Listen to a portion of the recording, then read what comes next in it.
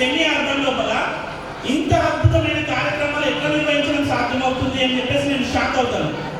Once sir ఒక కార్యక్రమం నిర్వహించారు, ఏదైతే అయోధ్య సమయం లోపల విద్యార్థులందరినీ కూడా మంచి అలంకరించి వారితో నృత్య ప్రదర్శన చేసినటువంటిది.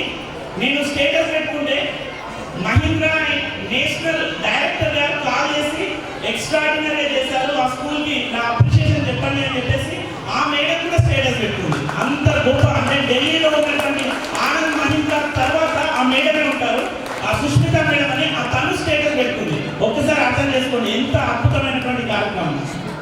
ఎందుకంటే ఒక చిన్న గ్రామీణ ప్రాంతం లోపల ఇలాంటి కార్యక్రమాలు నిర్వహించడం అంటే చాలా ఆషామాషి కాదు. కానీ సార్ యొక్క ఆలోచన విధానం కావచ్చు, ప్రతి క్షణం విద్యార్థుల యొక్క భవిష్యత్తు కోసం ఆలోచించేటటువంటి వ్యక్తి ప్రకాష్ సార్ గారు.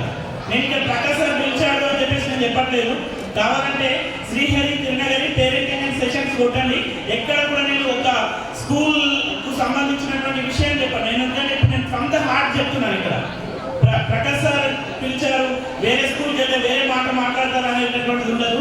ఎందుకంటే నేను చాలా అక్కడికి వెళ్ళాలంటే పేరెంటింగ్ గురించే మాట్లాడతాను. కానీ ప్రకాష్ సార్ చేసే కార్యక్రమాలు ఏదైతే అగ్గిపెట్టెతోటి అటెండెన్స్ అంట, ఏమంటే సార్ ఇవి అగ్గిపెట్టెతోటి అటెండెన్స్ కార్యక్రమం ఏదైతే ఉందో అది చూశాక చాలా మంది పేరెంట్స్ ఇంటర్నేషనల్ స్కూల్లో అప్లై చేశారు. సార్ స్టేటస్ పెట్టుకుంటే నేను తీసి స్క్రీన్ షాట్ తీసి పేపర్ పెడితే అది ఇంటర్నేషనల్ స్కూల్లో అప్లై చేశారు.